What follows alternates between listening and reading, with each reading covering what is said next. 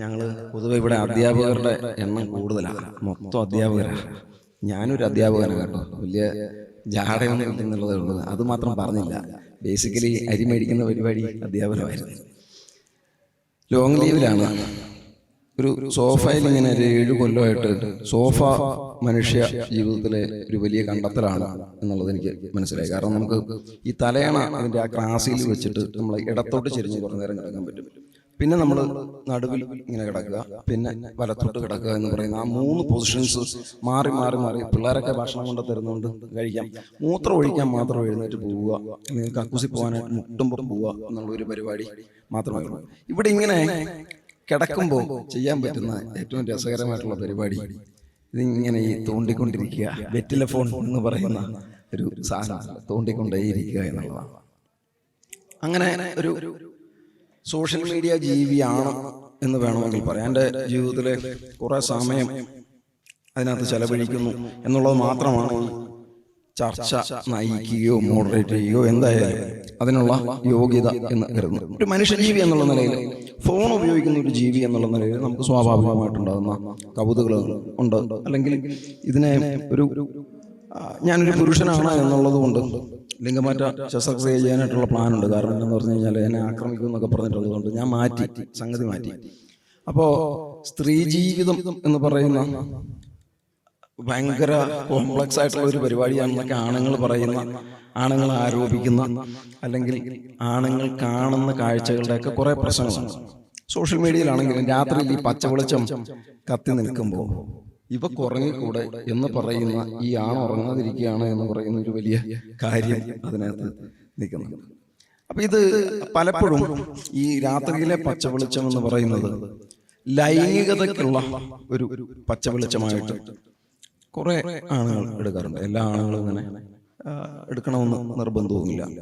ആന ചവിട്ടിയാൽ ചാകാത്തവരുണ്ട് എന്ന് പറയുന്നത് പോലെ അങ്ങനെ അല്ലാത്ത ആണുങ്ങളും ചിലപ്പോൾ ഉണ്ടായേക്കാം. എന്തായാലും ഇതുമായിട്ട് ഈ ലൈംഗികതയുമായിട്ട് ബന്ധപ്പെട്ടിട്ടാണ് ഇത്തരത്തിലുള്ള ഇങ്ങനൊരു ചർച്ച തന്നെ ഉണ്ടാകുന്നതിന്റെ പെർവേർഷനെ പറ്റിയിട്ടും, അല്ലെങ്കിൽ ആൺ ലൈംഗികത ഇത്തരം മാധ്യമങ്ങളിൽ ഉപയോഗിക്കപ്പെടുന്നത് എങ്ങനെ എന്നൊക്കെ ഉള്ളതാണ് നമ്മൾ പൊതുവായിട്ട് ചർച്ച ചെയ്യാനുള്ള വിഷയങ്ങൾ എന്ന് തോന്നുന്നു. അപ്പൊ ഇതിനകത്ത് ഒരു ചരിത്രമുണ്ട്. സെക്ഷുവാലിറ്റി എന്ന് പറയുന്ന ഒരു വിഷയത്തിന് ഒരു ചരിത്രമുണ്ട്. ഇപ്പോൾ സാമൂഹ്യ മാധ്യമങ്ങൾ കുറച്ച് കാലമായിട്ട് നമുക്ക് നിലവിലുള്ളെങ്കിൽ പോലും ഈ ചരിത്രത്തിന്റെ ഒരു തുടർച്ച അതിനകത്ത് നമുക്ക് കാണാനായിട്ട് കഴിയുന്നുണ്ട്. എന്താണ് പാട്രിയാർക്കിയുടെയും നമ്മൾ പറഞ്ഞ് തേഞ്ഞു പോയിട്ടുള്ള എല്ലാ വിഷയങ്ങളും ഇതിനകത്ത് ബാധകമാണ്. അത് തേഞ്ഞു പോയി എന്ന് തോന്നുമ്പോൾ പോലും ഇതൊക്കെ അല്ലാതെ വേറൊന്നും പറയാനില്ലേ എന്ന് ചോദിക്കുന്നതും പ്രധാനമായിട്ടും ആണാണ് എന്ന് പറയുന്ന ഒരു സംഗതിയുണ്ട്. ഇതിന്റെ ഒരു ചരിത്രപരമായിട്ടുള്ള സെക്ഷുവാലിറ്റിയുടെ ആണിന്റെയും പെണ്ണിന്റെയും ഒക്കെ ചില വ്യത്യാസങ്ങൾ ഉണ്ടാകും. അതിനകത്തും ഏറ്റക്കുറച്ചിലുകൾ ഉണ്ടാകാം. അല്ലെങ്കിൽ പഠനങ്ങളിൽ പോലും ഈ പറഞ്ഞതുപോലെ മെയിൽ ഗേസിന്റെ ചില പ്രശ്നങ്ങൾ നേരത്തെ നമ്മൾ അനൗപചാരികമായിട്ട് സംസാരിച്ചപ്പോഴത്തേക്ക് ഉണ്ടായതുപോലെ ഇതിന്റെ ചരിത്രം എഴുതി ഇപ്പോൾ കോളിൻ വിൽസൺ ലൈംഗികതയുടെ ചരിത്രം എഴുതും, അല്ല ഫ്രോയിഡ് പറയുന്നത് ഇവരെല്ലാം ആണുങ്ങളാണ് എന്ന് പറയുന്ന സംഭവമുണ്ട്. സ്ത്രീകൾ എഴുതുന്ന പുസ്തകങ്ങൾ ഇല്ലാഞ്ഞിട്ടല്ല, പക്ഷേ ഫ്രോയിഡിനെ പോലെയോ കോളിൻ വിൽസനെ പോലെയോ ഒന്നും ഇത്തരത്തിലുള്ള കാര്യങ്ങൾ, സ്ത്രീകൾ എഴുതിയ കാര്യങ്ങൾ, സ്ത്രീകളുടെ പെർസ്പെക്റ്റീവ് എന്താണ് എന്നുള്ളത് വ്യക്തമാകുന്നില്ല. പലപ്പോഴും അതിനകത്തൊരു അടിച്ചമർത്തലിന്റെ ഒരു ഒപ്രഷന്റെ ഒക്കെ കാര്യങ്ങൾ ഉണ്ടാകുന്നുണ്ട്. അപ്പൊ ഇതിൻ്റെ ഒരു ചരിത്രം ഇതിനകത്ത് എങ്ങനെ പ്രവർത്തിക്കുന്നു എന്നുള്ളത് ഒരു ചരിത്ര പ്രൊഫസറോട് ചോദിക്കേണ്ട ചോദ്യം തന്നെയാണ് എന്ന് കരുതുന്നു. മാളവിക ബിന്നിയിലേക്ക്.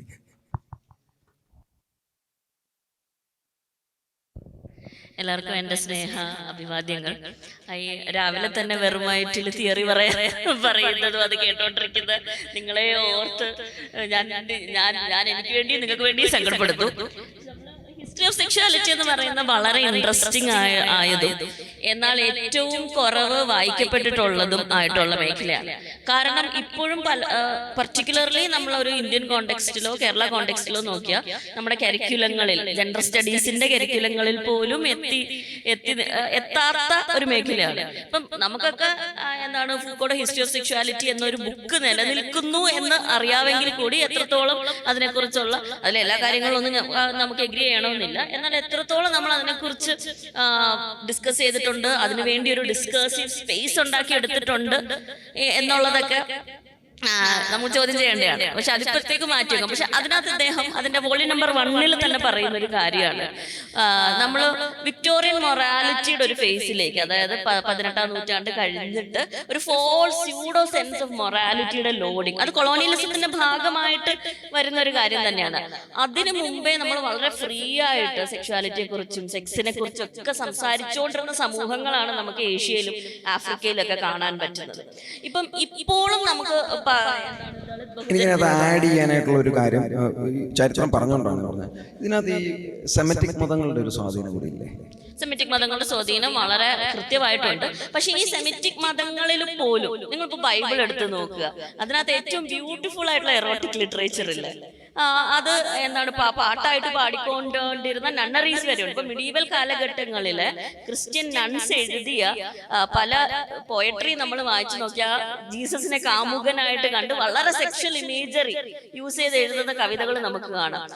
ഇപ്പം നമ്മൾ ഇറ്റലിയിൽ പോയ ദി എക്സ്റ്റസി ഓഫ് സെന്റ് ടെറിസ എന്ന് പറയുന്ന ഏറ്റവും മനോഹരമായിട്ടുള്ള ശില്പം കാണാം. ആ എക്സ്റ്റസി എന്ന് ഉദ്ദേശിക്കുന്ന അനുഭൂതി എന്നുള്ളൊരു ഐഡിയയിൽ തന്നെയാണ് അങ്ങനെ നിലനിന്നൊരു യൂറോപ്പ് ഉണ്ട്. അപ്പൊ നമ്മൾ എപ്പോഴും എനിക്കെപ്പോഴും religion is a very easy target, isn't it? നമുക്ക് പല കാര്യങ്ങളും റിലീജിയൻ കാരണമാണ് എന്ന് പറഞ്ഞ് ഒഴിയാൻ വളരെ ഈസിയാണ്. ഇതൊക്കെ നമ്മുടെ ഉള്ളിലെ പ്രശ്നം തന്നെയാണ്.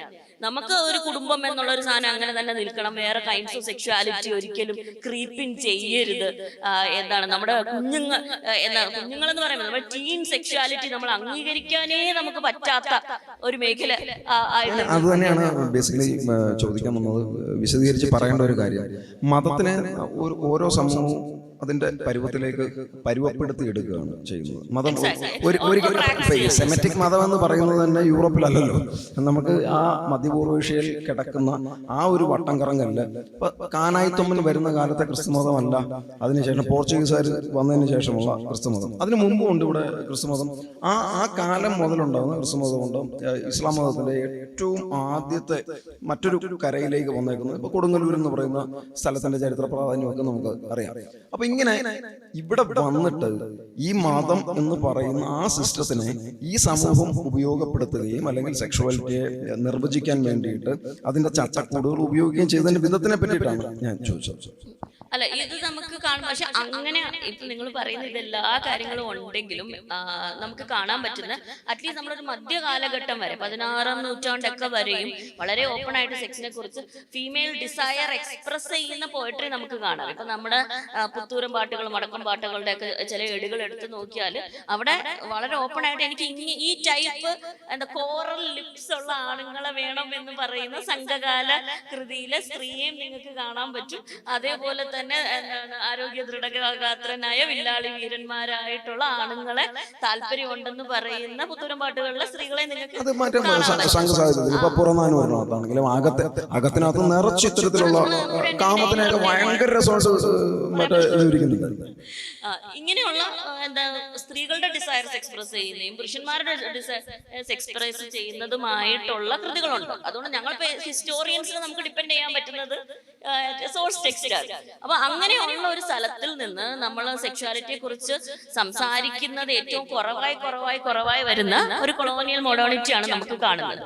നമ്മുടെ കേരളത്തിലെ നവോത്ഥാന കാലഘട്ടമാണ് ആക്ച്വലി സെക്ഷുവാലിറ്റിയെ കുറിച്ചുള്ള ഡിസ്കഷൻസ് മുഴുവനും ഇല്ലാതാക്കിയെന്ന് നമുക്ക് വേണമെങ്കിൽ വാദിക്കാൻ പറ്റും. കാരണം ഒരു ഫോൾസ് സെൻസ് ഓഫ് സാനിറ്റൈസേഷൻ, എല്ലാത്തിനെയും മോറലൈസ് ചെയ്യുക, ധാർമ്മികമാക്കുക. ആ ധാർമ്മികത എന്ന് പറയുന്നത് ഒരു പബ്ലിക് ധാർമ്മികത ആക്കി മാറ്റുക എന്നുള്ളൊരു പ്രക്രിയയുടെ ഭാഗമായിട്ടും കൂടിയാണ് ഈ സെക്സിനെയും സെക്ഷുവാലിറ്റിയും കുറിച്ചുള്ള സംസാരങ്ങൾ ഇല്ലാതെ ആകുന്നത്. ഇതിന്റെ ഫൂക്കോ, ഞാൻ അതാണ് പറഞ്ഞു തുടങ്ങിയത്, ഫൂക്കോ കൃത്യമായിട്ട് പറയുന്നുണ്ട്. പലപ്പോഴും സെക്സ് എന്ന് പറയുന്നത് വീട്ടിൽ തന്നെ അച്ഛന്റെ അമ്മയുടെ ബെഡ്റൂമിൽ മാത്രം നടക്കുന്ന ഒരു കാര്യമായിട്ടോ, അല്ലെങ്കിൽ സെക്സ് എന്ന് പറയുന്നത് ബ്രോത്തേലിൽ മാത്രം സെക്സ് വർക്കറിനെ മാത്രം ഒരു പെർവ്യൂ ആയിട്ടോ മാറിപ്പോകുന്ന, അങ്ങനെ ഹെറ്ററോടോപ്പിക് ആയിട്ടുള്ള അല്ലെങ്കിൽ വിമത ലൈംഗികതകൾ മാത്രം നിലനിൽക്കുന്ന ഇടങ്ങളിൽ മാത്രം തുറസായി ലൈംഗികതയെ കുറിച്ച് സംസാരിക്കാൻ പറ്റുന്ന ഹെറ്ററോടോപ്പിക് ഇടങ്ങളെ കുറിച്ച് എടുത്ത് പറയേണ്ടി വരുന്നു എന്നുള്ളതാണ്. ഫൂക്കോ അല്ലാതെ ഇതിനെ പിന്നെ സ്ത്രീകൾ ഇഷ്ടംപോലെ സംസാരിച്ചിട്ടുണ്ട്.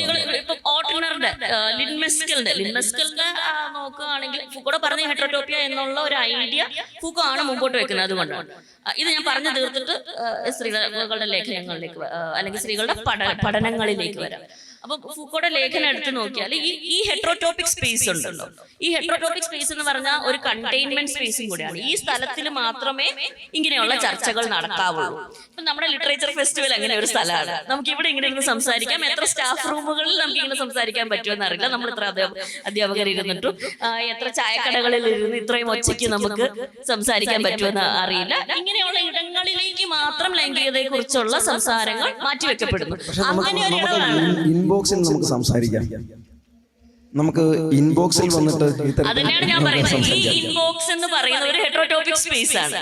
അവിടെ ഈ നമ്മുടെ സൈബർ ഇടം എന്ന് പറയുന്നത് പർട്ടിക്കുലർലി പബ്ലിക് പോസ്റ്റ് അല്ലാത്ത സൈബർ ഇടങ്ങൾ എന്ന് പറയുന്നത് സ്നാപ്ചാറ്റ് ആണെങ്കിലും ഇൻസ്റ്റാ മെസ്സേജസ് ആണെങ്കിലും ഫേസ്ബുക്കിന്റെ മെസ്സേജ് ബോക്സുകളാണെങ്കിലും ഇങ്ങനെ ഒരു ഹെട്രോടോപ്പിക് ഇടമാണ്.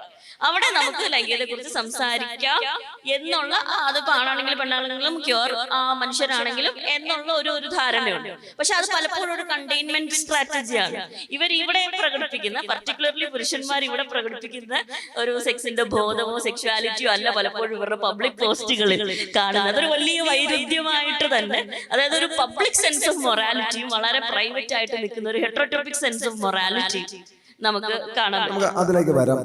ഈ പബ്ലിക് സ്പേസ്, പ്രൈവറ്റ് സ്പേസ് എന്ന് പറയുന്നത്, ഈ സ്പേസ് എന്ന് പറയുന്നത് ഭയങ്കര പ്രധാനപ്പെട്ട ഒരു ഇടമാണ്. നമ്മൾ ഈ കേരളത്തിൽ നിന്ന്, തിരുവനന്തപുരത്ത് നിന്ന് ഗുവാഹട്ടിക്ക് പോകുന്ന ട്രെയിനുണ്ട്, ജമ്മു താവിക്ക് പോകുന്ന ട്രെയിനുണ്ട്, കുർളയ്ക്ക് പോകുന്ന ട്രെയിനുണ്ട്. ഈ ട്രെയിനുകളെല്ലാം അന്യ സംസ്ഥാനങ്ങളിലൂടെ കടന്നു പോകുന്നു. അന്യ സംസ്ഥാനം എന്ന് പറയുന്ന പ്രയോഗം തന്നെ മോശമാണ് എന്നുള്ളതാണ്.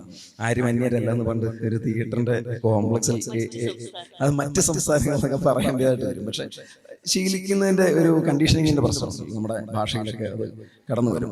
ആണാധിപത്യം കടന്നു വരുന്നത് പോലെ തന്നെ അത് കണ്ടീഷനിങ്ങിന്റെ ഒരു പ്രശ്നം കൂടിയാണല്ലോ.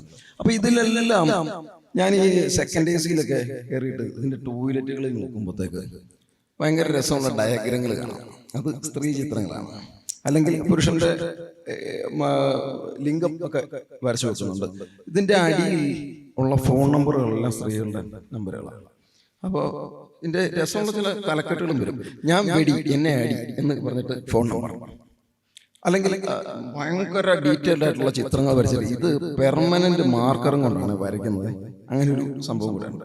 ഈ പെർമനന്റ് മാർക്കറുമായിട്ട് വരുന്നത് ഇന്നൊക്കെ ചെയ്ത് എന്നെപ്പോലെ യോഗ്യനായിട്ടിരിക്കുന്ന ഒരു സെക്കൻഡ് എസിൽ ട്രാവൽ ചെയ്യുന്ന ഒരാളുടെ സാംസ്കാരിക നില, അല്ലെങ്കിൽ സാമൂഹ്യ നില, വിദ്യാഭ്യാസ യോഗ്യത, അല്ലെങ്കിൽ അയാളുടെ സാമ്പത്തിക നില ഒക്കെ ഇതിനകത്ത്. അപ്പൊ ഇത് ഈ കേരളത്തിൽ നിന്ന് പോകുന്ന ഈ ട്രെയിനുകളിൽ മുഴുവനുള്ള തെറി മുഴുവൻ എഴുതിയിരിക്കുന്നത് മലയാള ഭാഷ, ശ്രേഷ്ഠ മലയാളത്തിൽ തന്നെയാണ് എഴുതുന്നത്. തെലുങ്കിൽ തെറിയില്ല, തമിഴ് തെറിയില്ല, മറാഠിയിൽ തെറിയില്ല, അല്ലെങ്കിൽ ഹിന്ദിയിൽ തെറിയില്ല. അപ്പൊ ഇത് ഇത്രമാത്രം അമർത്തി വെച്ചിട്ടുള്ള ഒരു പ്രഷർ കുക്കർ നടത്തുന്നത് പോലെ, സേഫ്റ്റി വാൽവ് ഇല്ലാത്ത ഒരു പ്രഷർ കുക്കറിൽ എന്നതുപോലെ അമർത്തി വെക്കുന്ന ഒരു ലൈംഗികത മലയാളിക്കുണ്ട് എന്നുള്ളതാണ്. കാരണം ഈ ഇന്ത്യയിൽ മൊത്തം പോകുന്ന ട്രെയിനുകളിൽ ഇത്രയും അമർത്തി വെക്കപ്പെട്ടുള്ള സാധനം കാണുന്നില്ല. കാരണം ഇത് മറ്റേ ഇന്നൊക്കെ ചെയ്തിട്ട് ടൈയൊക്കെ ഇട്ടിട്ട് കോട്ടൊക്കെ ഇട്ടിട്ട് വരുന്ന ആൾക്കാർ സഞ്ചരിക്കുന്ന സെക്കൻഡ് എസിയിൽ അയാൾ വീട്ടിൽ നിന്ന് മറക്കാതെ ഒരു പേനയല്ല, പെർമനന്റ് ആയിട്ട് ഇത് പതിഞ്ഞു കിടക്കണം എന്ന് പറഞ്ഞിട്ട് വന്നിട്ട് വരച്ചു വെക്കുക. അപ്പൊ സ്ത്രീകള് ഇറോട്ടിക് സാഹിത്യം എഴുതിയിട്ടില്ല എന്നൊക്കെ കാലത്ത് നമുക്ക് പറയാൻ പറ്റും. പക്ഷെ കവിതകളിലൊക്കെ അമ്മു ദീപ എന്ന് പറയുന്ന ആളാണ് കാലൊക്കെ ആട്ടിക്കൊണ്ടിരിക്കുന്ന കണ്ടു കഴിഞ്ഞപ്പോൾ എനിക്ക് പറയാൻ മുട്ടി നിൽക്കുകയാണ്, മാളവിക വിനെ കൊണ്ട് മാത്രമേ സംസാരിപ്പിക്കുകയുള്ളൂ നിങ്ങൾ എന്ന് പറയുന്ന ഒരു കലിപ്പ് ഭാവം കണ്ടുകൊണ്ട് ഞാൻ പേടിച്ചിട്ട് ഞാൻ ചോദിക്കുകയാണ്, നിങ്ങൾക്കില്ലേ ഇങ്ങനെയൊക്കെയുള്ള അനുഭവങ്ങൾ, പേഴ്സണൽ അനുഭവങ്ങളില്ലേ? ഇൻബോക്സിൽ വന്നിട്ടുള്ള ചൊറിയലുകൾ, മാന്തലുകൾ, മറ്റേ ചില റിക്വസ്റ്റുകൾ, അല്ലെങ്കിൽ ഭയങ്കര പ്രണയമെന്ന് തോന്നിപ്പിക്കുന്ന, അല്ലെങ്കിൽ ഭയങ്കര പച്ചക്ക് കാമം പറയുന്ന ചില സംഗതികളൊക്കെ ഉണ്ടാവുമല്ലോ. അതിനെപ്പറ്റി പറയാനായിട്ട് മുട്ടി നിൽക്കുകയാണെന്നുള്ളത് എനിക്കറിയാം. പറഞ്ഞു. എല്ലാവർക്കും നമസ്കാരം. ഇപ്പം മാളവിക ചേച്ചിയുടെ സംസാരത്തിന് ശേഷം എനിക്കിത്ര സൈദ്ധാന്തികമായിട്ടൊന്നും പറയാൻ അറിയില്ല. ഞാൻ എൻ്റെ പേഴ്സണലായിട്ടൊരു അനുഭവം പറയാം. ഈ ഒരു സൈബർ കവലയിലെ പച്ച വെളിച്ചമുള്ള സ്ത്രീ, അതിൽ അഥവാ ഇവൾക്ക് എന്താ ഉറങ്ങിക്കൂടെ അല്ലെ, ഉറങ്ങാറായില്ലേ, ഇതാണ് നമ്മുടെ വിഷയം. അപ്പൊ ഞാൻ ഫേസ്ബുക്ക് എടുക്കുന്നത് ഏകദേശം 2010-11 കാലഘട്ടത്തിലാണ്. ആ സമയത്ത് ഞാൻ യൂണിവേഴ്സിറ്റിയിൽ MPhil ചെയ്തുകൊണ്ടിരിക്കുന്ന കാലമാണ്. കല്യാണം കഴിഞ്ഞു, മോനുണ്ട്. മോൻ വളരെ ചെറിയ കുട്ടിയാണ്. ഇപ്പോഴാണ് പോസ്റ്റ് പാർട്ടം ഡിപ്രഷൻ, പ്രസവാനന്തര വിഷാദം എന്നൊരു അസുഖമുണ്ട് എന്ന് എനിക്ക് ഇപ്പോഴൊക്കെയാണ് ഞാൻ മനസ്സിലായത്. പക്ഷെ അന്ന് സത്യത്തിൽ ഞാൻ അനുഭവിച്ചു കൊണ്ടിരുന്നത് അത് തന്നെയായിരുന്നു. അപ്പം ഒരേ സമയം നമ്മൾ അടുക്കള പണികൾ ചെയ്യണം, കുഞ്ഞുങ്ങളെ മോനെ നോക്കണം. കുട്ടിയെ നോക്കുക എന്ന് പറയുന്നത് ചെറിയ പണിയല്ല. പ്രത്യേകിച്ച് ഒരു 4 വയസ്സ് വരെ കുട്ടിയുടെ പിറകെ തന്നെയാണ്. ഒപ്പം നമ്മൾ ഗവേഷകയാണ്. നമുക്ക് ചൊവ്വാഴ്ചയും വ്യാഴാഴ്ചയും സെമിനാർ പേപ്പറുകൾ അറ്റൻഡ് ചെയ്യാനുണ്ട്, ക്ലാസ്സിൽ പോകാനുണ്ട്. അപ്പം ഈ നോക്കി മാത്രം പറയല്ലോ കേട്ടോ, ഇവരെല്ലാം അപ്പൊ ഇതിന്റെ ഇടയിൽ എനിക്ക് ഉറക്കമില്ലാത്തൊരു അസുഖം വന്നു. ഉറക്കമില്ലാതല്ല, മൊത്തത്തില് എന്താ പറയാ, എന്താ ഒരുപാട് ആങ്സൈറ്റീസ്, അതുപോലെ തന്നെ മൊത്തം ശുഭ ചിന്തകളൊന്നുമില്ല. അപ്പൊ രാത്രി ഉറക്കമില്ല. അപ്പൊ ആ സമയത്ത് ഫേസ്ബുക്ക് എനിക്കൊരു അനുഗ്രഹമായിരുന്നു എന്ന് വേണമെങ്കിൽ പറയാം. അപ്പൊ നമ്മളെപ്പോഴും പിന്നെ ഫേസ്ബുക്കിന്റെ സാങ്കേതികത ഒന്നും അറിയില്ല, അതുകൊണ്ട് പച്ച ലൈറ്റ് ഓഫ് ആക്കാനുള്ള ഒരു ഓപ്ഷൻ ഉണ്ടെന്നൊന്നും അറിയില്ല. അപ്പൊ പച്ച ലൈറ്റ് കാണുമായിരിക്കും. അപ്പൊ ഞാൻ ഫുൾ ടൈം 2 മണി 3 മണി വരെയൊക്കെ ഇങ്ങനെ ഫേസ്ബുക്ക് കബലയിലൂടെ അലഞ്ഞുകൊണ്ടിരിക്കും. ആ സമയത്ത് ഞാൻ ഇന്നറിയപ്പെടുന്ന പോലെ ഒരു അമ്മൂദീപ ആയിട്ടില്ല. അന്ന് ലിറ്റിൽ മാഗസിൻസിലൊക്കെ ഇങ്ങനെ ചെറിയ ചെറിയ കവിതകൾ അച്ചടിച്ചു വരുന്ന സമയമാണ്. അധികം ആൾക്കാർക്കൊന്നും അറിഞ്ഞുകൂടാ. അപ്പം അന്ന് ഈ പറഞ്ഞ പോലെ തന്നെ ഇഷ്ടംപോലെ ഇൻബോക്സിൽ ഈ പച്ച ലൈറ്റ് കണ്ടിട്ട് ഇഷ്ടംപോലെ ആൾക്കാർ വരലുണ്ട്. വന്നിട്ട് അപ്പൊ വരുന്ന ആൾക്കാർ എന്നെ പച്ചയ്ക്ക് ചാമം പറഞ്ഞ ഒരാള് ഞാൻ ഓർക്കുന്നില്ല, വേണമെങ്കിൽ നമുക്കതിൽ വീണ് പോകാവുന്ന തരത്തിൽ ഒരു റൊമാൻറ്റിക് കൂട്ടമാണ് അവിടെ. വളരെ നമ്മൾ കേൾക്കാൻ ആഗ്രഹിക്കുന്ന തരത്തിൽ ഉള്ള സംസാരങ്ങളായിട്ട് വരുന്ന, കാരണം കുടുംബത്തിനകത്ത് കിട്ടാത്തതും എന്നാൽ വളരെ എന്താ പറയാ ഒരു സന്നദ്ധ സംഘം തന്നെ ഉണ്ട് ഇത്തരം പ്ലാറ്റ്ഫോമുകളിൽ. അവരിങ്ങനെ തയ്യാറായിട്ട് നിൽക്കുകയാണ് ഉറങ്ങാണ്ട്. അപ്പൊ ആ ഒരു ഇങ്ങനെ നിൽക്കുവാണ്. അപ്പൊ ഈ പറഞ്ഞ പോലെ മനോഹരമായ ചോദ്യങ്ങളൊക്കെ ചോദിക്കുന്നത്, സ്നേഹിക്കാൻ തയ്യാറായിട്ട് എങ്ങനെ വേണമെങ്കിലും സ്നേഹിക്കാനും പരിഗണിക്കാൻ തയ്യാറായി നിൽക്കുന്ന ഒരു നിരന്തരമായി ഇൻബോക്സ് തുറന്നാൽ അതിന്റെ ഒരു ധാരാളിത്താണ്. വേണമെങ്കിൽ നമുക്കത് സെലക്ട് ചെയ്യാം. എന്നാൽ പിന്നീട് ഇന്നൊന്നും എനിക്കൊന്നുമില്ല കേട്ടോ. ഇന്ന് സത്യത്തിൽ ഞാൻ ആഗ്രഹിക്കുന്നുണ്ട് ആരെങ്കിലും അങ്ങനെ ചോദിച്ചിരുന്നെങ്കിൽ. പക്ഷെ ഇന്ന് ഈ പറഞ്ഞ പോലെ അമ്മൂദീപ എന്നുള്ളൊരു പ്രൊഫൈലേക്ക് വന്ന ശേഷം അങ്ങനത്തെ ഒരു ചോദ്യങ്ങളെ കിട്ടുന്നേ ഇല്ല. ഞാൻ ചിലപ്പോൾ കാത്തിരിക്കാറുണ്ട്, പക്ഷെ കിട്ടാറില്ല എന്നുള്ളതാണ് സത്യം. അപ്പൊ എനിക്കിതിൽ ഈ വിഷയത്തിൽ പറയാനുള്ളത്, വളരെ ലൈംഗിക ദാരിദ്ര്യമുള്ളൊരു സ്ഥലമാണ് ഇത്. വേണമെങ്കിൽ നമുക്ക് ഉറങ്ങുന്നതിന് മുമ്പ് ഈ പച്ച വെളിച്ചൊക്കെ തെളിച്ച്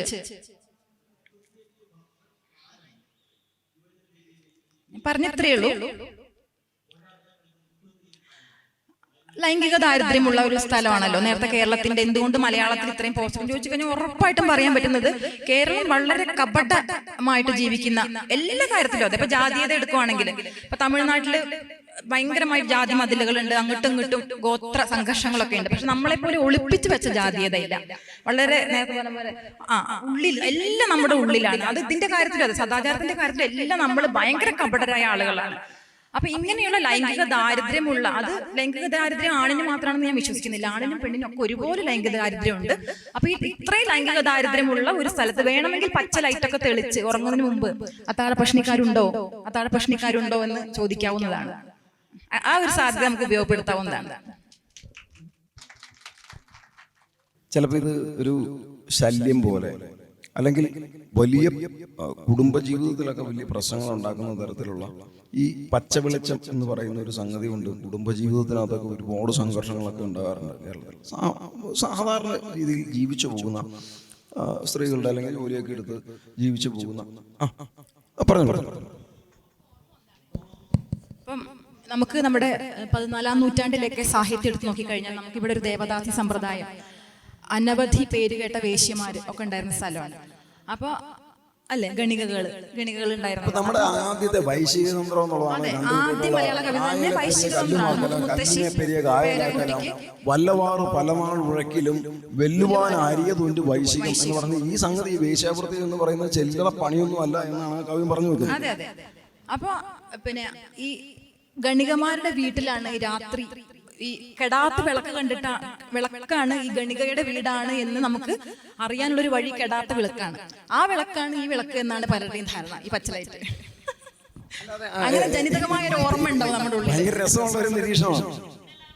അതെ, ഗ്രീൻ സിഗ്നലാണ്. അതെ അതെ അതെ. നമ്മൾ ട്രാഫിക്കിൽ പച്ച ലൈറ്റ് കത്തി കിടക്കുമ്പോഴത്തേക്ക് വണ്ടികൾക്ക് തടസ്സമില്ലാതെ പോകാനായിട്ട് പറ്റും. ചുമലയുണ്ടെങ്കിൽ അവിടെ നിർത്തും, മഞ്ഞുണ്ടെങ്കിൽ ഒരു കോഷനുണ്ട്. പക്ഷെ പച്ച ലൈറ്റ് കത്തി കിടന്നു കഴിഞ്ഞു കഴിഞ്ഞാൽ ഏത് സ്ത്രീയുടെയും ലൈംഗികതയിലേക്ക് ഒരു പുരുഷനെ ഇരച്ചു കയറാനോ ഇടിച്ചു കയറാനോ അല്ലെങ്കിൽ യാതൊരു തടസ്സവും ഇല്ലാതെ പ്രവേശിക്കാനോ പറ്റുന്ന ഒരു സിഗ്നലാണ് എന്ന് രാത്രി ഉണർന്നിരിക്കുന്നവൾ എന്ന് പറഞ്ഞു കഴിഞ്ഞാൽ ഇതാണ് എന്നാണ് നമ്മുടെ പൊതുവായൊരു ധാരണ. അപ്പൊ ഇങ്ങനെ ഈ സ്റ്റാൻഡ് വിട്ട് പോകാത്ത ബൈജുമാരെ പറ്റിയാണ് നയൻതാരയോട് ചോദിക്കാനുള്ളത്.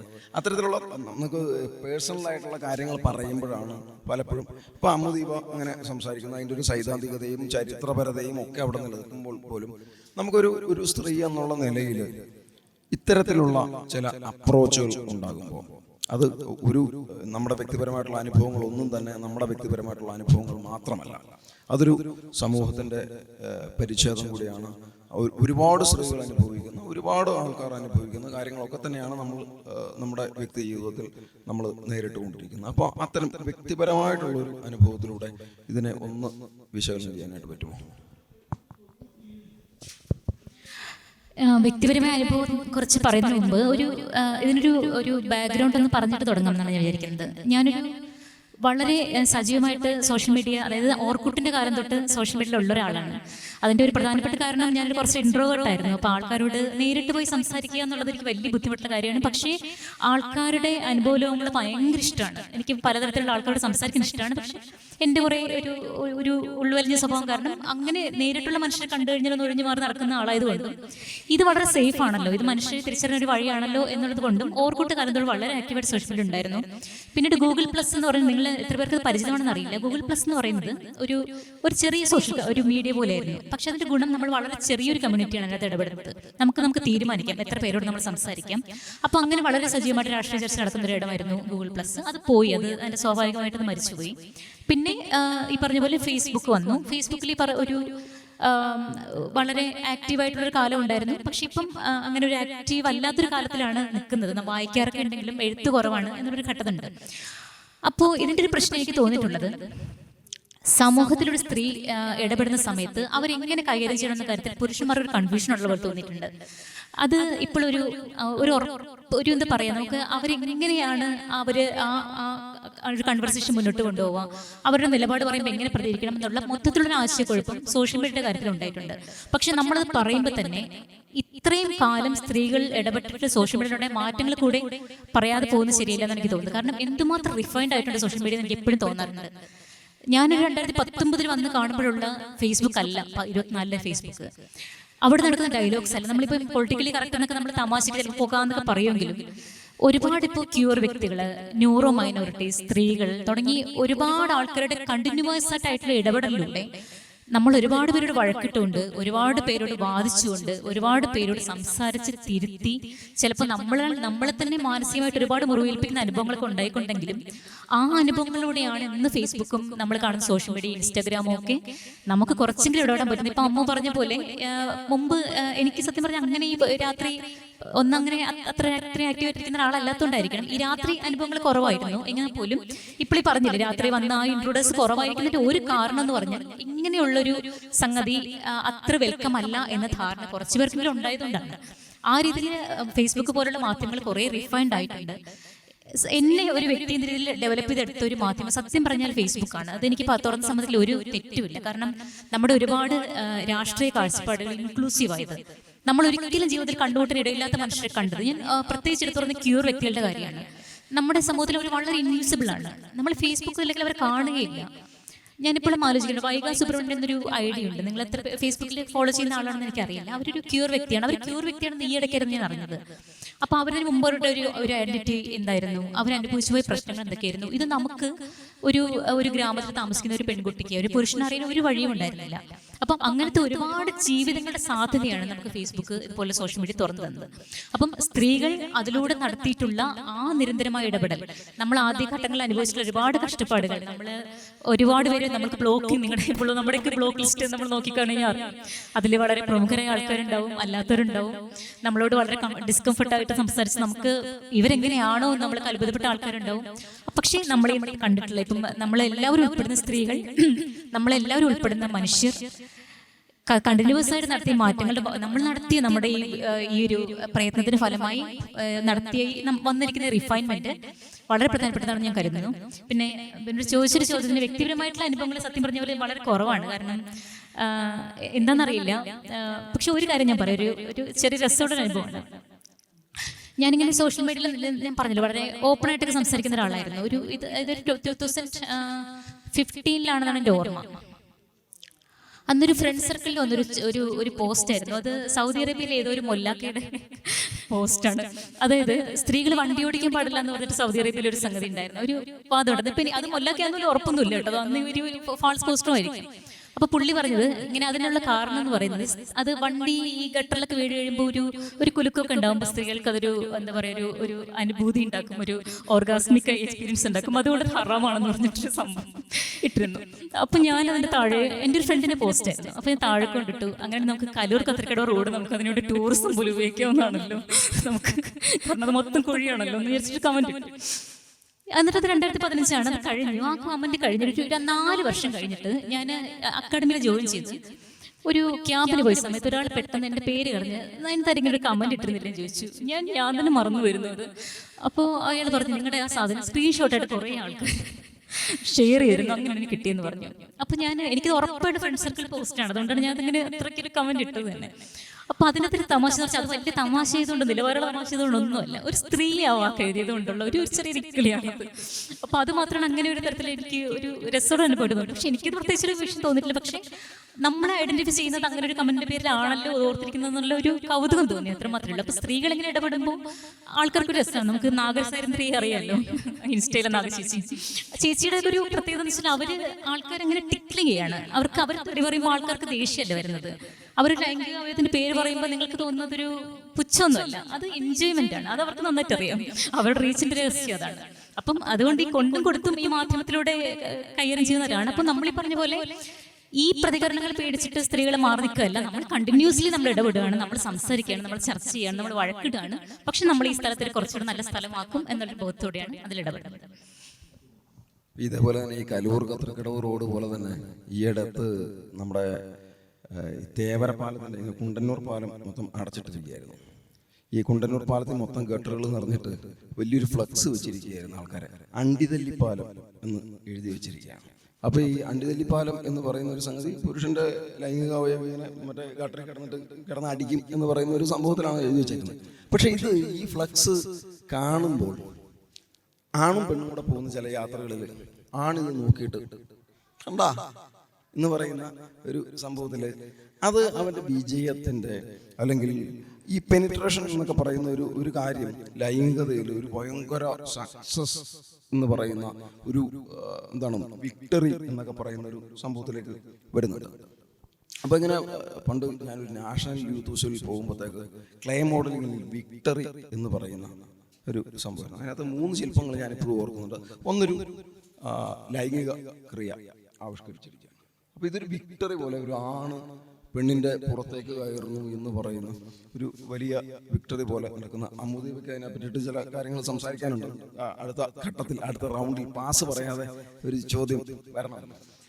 രണ്ടാമത്തെ ഒരു കാര്യം ഞാനിപ്പോൾ ഓർക്കുന്നത് ഭയങ്കര രസമുള്ള സംഭവമാണ്. ഒരു യൂറോപ്യൻ ക്ലോസറ്റ് കുറേ അതിനകത്ത് കിടക്കുന്നത് വിക്ടറി ഓവർ കോൺസ്റ്റിപ്പേഷൻ എന്ന് പറയുന്ന ഒരു സംഭവം മറ്റേ എഴുതി വെച്ചിരിക്കുന്നത്. വിക്ടറി ഓവർ കോൺസെപ്റ്റ് ഓരോ സങ്കല്പങ്ങളാണ്. അപ്പോൾ ഒരാള് വിക്ടറിയെ കാണുന്നതിന്റെ കാഴ്ചപ്പാടാണ് ഞാൻ പറഞ്ഞത്. അപ്പൊ അങ്ങനെ ഈ ആണ് പെണ്ണിന്റെ പുറത്ത് കയറുന്നു എന്ന് പറയുന്ന ഒരു സംഗതി ഭയങ്കര ഒരു വിജയമാണ്, അല്ലെങ്കിൽ എന്തോ ഒരു കീഴടക്കലാണ്, ഒരു സാമ്രാജ്യം നമ്മൾ വെട്ടിപ്പിടിക്കുന്നു എന്നൊക്കെ പറയുന്നത് പോലത്തെ ഒരു സങ്കല്പം ഇപ്പോഴും ശരാശരി പുരുഷനിൽ കിടക്കുന്നുണ്ട് എന്ന് തോന്നുന്നു. ഇതേപോലെ ഈ വിജയത്തിനെ കൊണ്ടാടുന്ന ആൾക്കാർ തന്നെ ഇതിനെ ഈ ഒളിഞ്ഞു നോട്ടത്തിൻ്റെ ഒരു പരിപാടിയുണ്ട്. ഈ വോയറിസം എന്ന് പറയുന്ന ഒരു സംഭവം അനിയത്തിപ്രാവ് സിനിമ കണ്ടിട്ടുള്ളവരായിരിക്കും എല്ലാവരും. അപ്പൊ അതിനകത്ത് ഇങ്ങനെ സുധീഷും ഹരിശ്രീ അശോകനും കൂടെ കുഞ്ചാക്കോ ബോബനും ശാലിനിയും കൂടെ പ്രേമിച്ചിരിക്കുന്ന ഒരു സിറ്റുവേഷനിൽ ഇവർ രണ്ടുപേരും നടന്നു പോവാണ്. എന്നാ ഇവർ കാണിക്കുന്നത്, നമുക്ക് മറ്റേ തിരിഞ്ഞു നോക്കിയാലോ എന്നൊരു സാധനമുണ്ട്. പാടില്ല എന്ന് പറയുമ്പോൾ നമ്മൾ എന്തൊരു നന്മയിൽ ഗോപാലനായിട്ടുള്ള കഥാപാത്രമാണ്, നമ്മൾ ഒളിഞ്ഞു നോക്കും എന്ന് തിരിച്ചു പറയുന്ന ഒരു സംഭവമുണ്ട്. അപ്പൊ നമ്മൾ ഈ തിരിഞ്ഞു നോക്കാതെ ഒളിഞ്ഞു നോക്കുന്ന ഒരു ആൺനോട്ടമുണ്ട്. ഇതിന് ഇടയ്ക്കൂടെ നമുക്കൊരു കഥകിന്റെ പാളിക്ക് ഇടയ്ക്കൂടെ, അല്ലെങ്കിൽ ഒരു ഏപ്പടം കാണാനായിട്ട് പണ്ട് മറ്റേ തലയിൽ മുണ്ടിട്ട് പോകുന്ന അതേ ആൾക്കാർ തന്നെയാണ് ഇപ്പോഴത്തെ പിള്ളേരൊക്കെ കാണുന്നത് എന്നതാണ് എന്ന് പറഞ്ഞിട്ട് ഈ മറ്റേ പറയുന്ന ഒരു കാർന്നോന്മാരുടെ ഒരു സൊസൈറ്റി ഉണ്ട്. ഇത്തരം ഒരു സമൂഹത്തിൽ നിന്നുകൊണ്ട് ഇപ്പൊ എനിക്ക് സുനൈനോട് ചോദിക്കാനുള്ള ഒരു കാര്യം എന്ന് പറഞ്ഞു കഴിഞ്ഞാൽ, ആണുങ്ങൾക്ക് പ്രണയമുണ്ട്, പെണ്ണുങ്ങൾക്കും ഉണ്ട് പ്രണയം. ഈ സോഷ്യൽ മീഡിയയിലും അല്ലെങ്കിൽ പച്ച വെളിച്ചം കത്തി നിൽക്കുന്ന ആ സന്ധ്യകളിൽ വന്നിട്ട് ഒരാണിന് പ്രണയം പറയാൻ അവകാശമില്ലേ, അല്ലെങ്കിൽ അയാൾ പ്രണയം പറയണ്ടേ, അല്ലെങ്കിൽ അത് പറഞ്ഞു കഴിഞ്ഞു കഴിഞ്ഞാൽ അലമ്പാകുന്നത് എങ്ങനെ എന്നുള്ള ഒരു സ്ത്രീയുടെ പേഴ്സ്പെക്റ്റീവിൽ നിന്നുകൊണ്ട് ഇത് അലമ്പാകുന്ന ചില സമയങ്ങളുണ്ട്. ഇതെങ്ങനെയാണ്, ഏതാണ് ഇതിന്റെ അതിർവര? എല്ലാവർക്കും നമസ്കാരം. പ്രണയം ആണിനും പെണ്ണിനും മാത്രമല്ല, എല്ലാവർക്കും ഉണ്ട്. അപ്പോൾ ഇതിനൊരു അതിർവരമ്പ് എന്ന് പറഞ്ഞാൽ അതൊരു സൈബർ ഇടത്തിലായാലും സോഷ്യൽ മീഡിയ പ്ലാറ്റ്ഫോമിലായാലും ഡേറ്റിംഗ് ആപ്പിലായാലും പൊതു ഇടത്തിലായാലും ഒരു അപ്പുറത്ത് നിൽക്കുന്ന ആളെ ബഹുമാനിക്കുക, അവരെ റെസ്പെക്റ്റ് ചെയ്തുകൊണ്ട് കൺസെന്റ് എന്നുള്ള ഒരു കോൺസെപ്റ്റിലേക്ക് തന്നെയാണ് എത്തേണ്ടത്.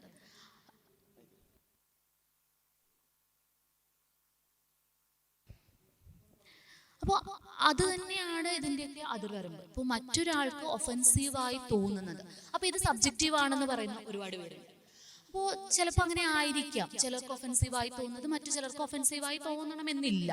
പക്ഷെ അത് മനസ്സിലാക്കുക, ആ ഒരു കമ്മ്യൂണിക്കേഷൻ ആദ്യം ഉണ്ടാവുക എന്നുള്ള, ഇടിച്ചു കയറി ഒരാളുടെ പ്രൈവറ്റ് സ്പേസിലേക്ക് പോയി അല്ലെങ്കിൽ അയാൾക്ക് അരോചകത്വം ഉണ്ടാവുന്ന രീതിയിലുള്ള ഇടപെടലുകൾ ഒഴിവാക്കാനുള്ള സാമാന്യ ബുദ്ധി എല്ലാവർക്കും ഉണ്ട്, അത് മനസ്സിലാക്കാനുള്ളത്. പക്ഷെ ഇതിൽ വേറൊരു കാര്യമുള്ളത്, ഇപ്പൊ ഈ അടിച്ചമർത്തപ്പെട്ട ലൈംഗികതയുടെയും എന്താ പറയുക, നമ്മൾ അടക്കി വെക്കപ്പെട്ട ലൈംഗികതയുടെയും ലൈംഗിക ദാരിദ്ര്യത്തിൻ്റെയും ഒക്കെ ഒരു എക്സ്പ്രഷൻ ആയിട്ടാണല്ലോ ഈ സൈബർ ഇടങ്ങളിൽ അല്ലെങ്കിൽ സോഷ്യൽ മീഡിയയിൽ ഈ ഒരു പെർവേർഷൻ എന്നുള്ള രീതിയിൽ ഇതിനെ കാണുന്നത്. പച്ച കത്തിച്ച് നിൽക്കുന്ന സ്ത്രീകളിലേക്ക് എത്തുക. അപ്പം ഇത് സ്ത്രീകളിലും പുരുഷന്മാരിലും ഇങ്ങനെയുള്ള ലൈംഗികത, നമ്മുടെ മലയാളിയുടെ പൊതു ലൈംഗികത എന്ന് പറയുന്നത് 2 തരത്തിലാണ് വർക്ക് ചെയ്യുന്നത്. അത് ഒരു മെയിൽ സൈക്കോളജിയും ഫീമെയിൽ സൈക്കോളജിയും സോഷ്യലി ഡിഫറെൻ്റ് ആയിട്ട് വളർന്നു വന്നതിൻ്റെ പ്രത്യേകത കാരണമാണത്. അപ്പോൾ ഇത് ഫ്രോയിഡിൻ്റെ കാലത്തൊക്കെ ഫ്രോയിഡ് സൈക്കോളജിയിലേക്ക് സൈക്കോ അനാലിസിലേക്ക് വരുന്നത് അങ്ങനെയാണ്. അപ്പോൾ ഞാൻ ഒരു മനഃശാസ്ത്ര മേഖലയിൽ പ്രവർത്തിക്കുന്ന ഒരാളായതുകൊണ്ട് അങ്ങനെ ഇതിനെ കണക്ട് ചെയ്യാണ്. അപ്പോൾ ഈ ഒരു നമ്മളുടെ ഒരു സൈക്കോളജി ഓഫ് സെക്ഷുവാലിറ്റിയെ കുറിച്ച് സംസാരിക്കുമ്പോൾ സ്ത്രീകളിൽ അന്ന് ഇത് ഹിസ്റ്റീരിയ ആയിട്ടാണ് മാനിഫെസ്റ്റ് ചെയ്തിരുന്നത്. അപ്പോൾ ഇവർക്ക് ഇത് സപ്രസ് ചെയ്യപ്പെട്ടിട്ടുണ്ട്, ഇതിനൊരു എക്സ്പ്രഷൻ ഇല്ല. നമ്മുടെ ലൈംഗികതയ്ക്കുള്ള എക്സ്പ്രഷൻ വളരെ കുറവാണ്, സാധ്യത കുറവാണ്, വിക്ടോറിയൻ മൊറാലിറ്റിയുടെയും എല്ലാത്തിൻ്റെയും ഭാരങ്ങൾ കാരണം തന്നെ. അപ്പോൾ ഇത് അടക്കി വെക്കും തോറും ഇവർക്ക് ഏതെങ്കിലും തരത്തിൽ നമ്മുടെ മനസ്സും ശരീരവും ഇത് എക്സ്പ്രസ് ചെയ്യും. അത് ഹിസ്റ്റീരിയ ആയിട്ടായിരുന്നു വന്നിരുന്നത്. അപ്പോൾ ഹിസ്റ്റീരിയയുടെ ട്രീറ്റ്മെന്റിനെ കുറിച്ച് ചിന്തിച്ചു പോകുമ്പോഴാണ് ഫ്രോയിഡ് ഇത് കണ്ടുപിടിക്കുന്നത്. അങ്ങനെയാണ് Freud psychosexual developmental stages explain ചെയ്യുന്നതൊക്കെ. അപ്പോൾ പീനസ് എൻവി എന്ന് പറഞ്ഞ ഒരു കോൺസെപ്റ്റ് ഫ്രോയിഡ് ഡെവലപ്പ് ചെയ്തു. ഇപ്പോൾ നേരത്തെ പറഞ്ഞല്ലോ, ഈ ഒരു ഞാൻ കീഴ്പ്പെടുത്താനുള്ള എൻ്റെ ഒരു ആയുധമാണ് എൻ്റെ മെയിൽ സെക്സ് ഓർഗൻ എന്നുള്ള ഒരു തോന്നലുള്ള ഒരു വലിയ ജനസമൂഹമുണ്ട്. അപ്പോൾ ഫ്രോയിഡിന്റെ തിയറിയിൽ പറയുന്നതും ഇതൊരു സ്ത്രീകൾ ഇതിനോട് എൻവിയസ് ആയിട്ടാണ് കാണുന്നത്. കാരണം ഇതൊരു അധികാരത്തിന്റെ ഒരു സിംബൽ കൂടെ ആയിട്ടാണ് പലപ്പോഴും ഉപയോഗിക്കപ്പെടുന്നത്. ഒരു സംശയം മെയിൽ സെക്ഷുവാലിറ്റിനെ കുറിച്ചുകൂടെ ഒന്ന് പറഞ്ഞു. അല്ല, അത് തീർച്ചയായിട്ടും പറയണം. എനിക്കൊരു അറിയാൻ കൗതുകമുള്ളതുകൊണ്ടും സൈക്കോളജിയിൽ ഏർപ്പെടുന്ന ഒരാളായതുകൊണ്ട് ചോദിക്കുന്നത്. അപ്പൊ നമ്മൾ ഫ്രോയിഡിയൻ സൈക്കോളജിയെ ലംഘിക്കുന്ന അല്ലെങ്കിൽ അതിനെ റദ്ദാക്കി കളയുന്ന തരത്തിലുള്ള ഇഷ്ടംപോലെ പല ലക്കാൻ വരുന്നുണ്ട്. അതിന് ശേഷമുള്ള യൂങ് വരുന്നുണ്ട്. ഒരുപാട് പേര് കോൺട്രഡിക്ടറി ആയിട്ടുള്ള സംഗതികൾ പറയുന്നുണ്ട്. നമ്മളെപ്പോഴും ഈ ഫ്രോയിഡിൽ തന്നെ ഇപ്പോഴും കൂടി കിടക്കുന്നത് എന്തുകൊണ്ടാണ്? അതിന്റെ ഒരു ഫ്രോയിഡിൽ കുടുങ്ങി കിടക്കല്ലേ, ഞാൻ അതിലേക്ക് വരുന്നത്. കാരൻഹോണിയിലേക്കും ഒക്കെ വന്നാലേ നമുക്കിത് പറയാൻ കഴിയും. ശരി, അതിലേക്ക് വരണമെന്നുള്ളതാണ് എൻ്റെ ഒരു ആഗ്രഹം കൊണ്ട് ചോദിച്ചത്. അപ്പോൾ മെയിൽ സെക്ഷുവാലിറ്റി, അപ്പോൾ സെക്ഷൽ ഡിപ്രൈവേഷനൊക്കെ മെയിൽസിൽ എങ്ങനെയാണ് എക്സ്പ്രസ് ചെയ്യപ്പെടുന്നത് വെച്ചാൽ അവർക്ക് കുറച്ചുകൂടി പെർവേർഷനായിട്ടാണ്. കാരണം അത് സൊസൈറ്റിയിൽ അവർക്ക് കുറച്ചുകൂടി അധികാരമുണ്ട്. അത് കാരണമാണ് മെയിൽ ഡോമിനന്റ് സൊസൈറ്റിയിൽ പാട്രിയാർക്കൽ സൊസൈറ്റിയുടെ പ്രത്യേകത തന്നെയാണ്.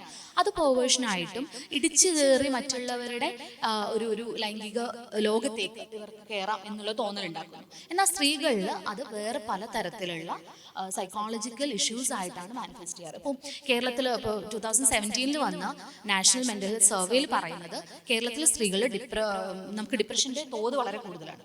അതിൻ്റെ ഒരു പ്രധാന കാരണം അടക്കി വെക്കപ്പെട്ട പലതരത്തിലുള്ള വികാരങ്ങളാണ്. അതിലൊന്ന് സെക്ഷൽ ഇൻട്രസ്റ്റും സെക്ഷൽ ഡിസയേഴ്സും ആണ്.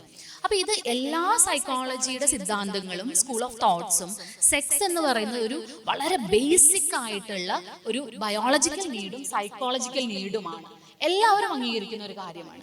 എന്നാൽ അതിനുള്ള അങ്ങനെ ഒരു ജീവിതത്തിനുള്ള സാധ്യതകൾ വളരെ കുറവായിട്ടുള്ള സമൂഹത്തിൽ തന്നെയാണ്. അതിൽ ആർക്കും ഒരു തർക്കവും ഇല്ല എന്ന് തോന്നുന്നു. പക്ഷെ മാറ്റങ്ങൾ വരുന്നുണ്ട്.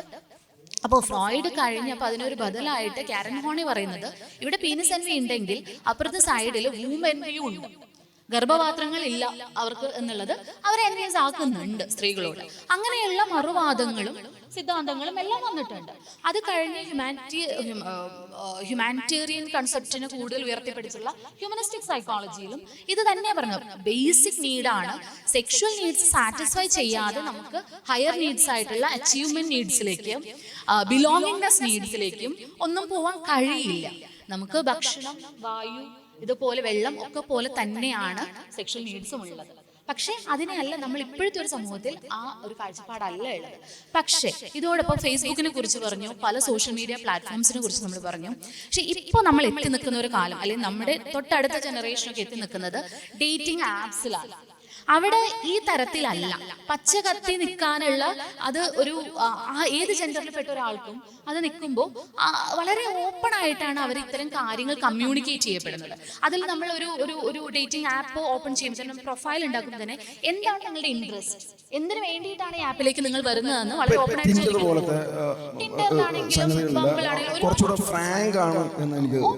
ഫ്രാങ്ക് ആയിട്ടാണ് ചെയ്യുന്നത്. അത് നമ്മൾ എന്താണ് അതിൽ നിന്ന് മനസ്സിലാക്കേണ്ടത്?